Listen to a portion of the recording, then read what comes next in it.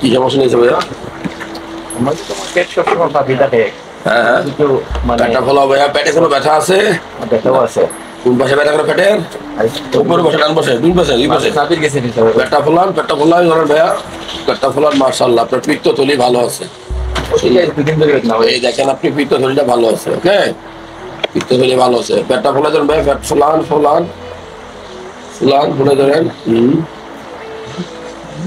শাক সবজি খাইলে 2-3 বার খানা করা এবার না হইলে সমস্যা।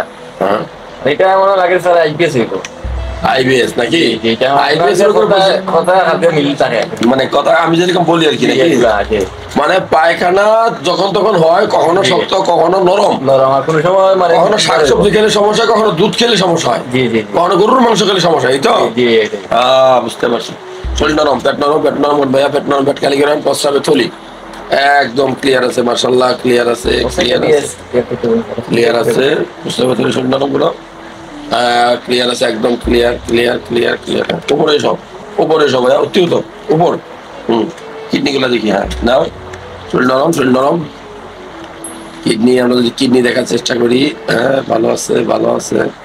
বাম পাশের কিডনি, কোনো কিডনিতে পাথর ছিল না তো আগে? জি না, ভালো আছে মাশাআল্লাহ। এটা বাম পাশের কিডনি, বাম পাশের কিডনি, বাম পাশের কিডনি। হ্যাঁ, এটা ডান পাশের কিডনি, ডান পাশের কিডনি, ডান পাশের কিডনি। ঠিক আছে না।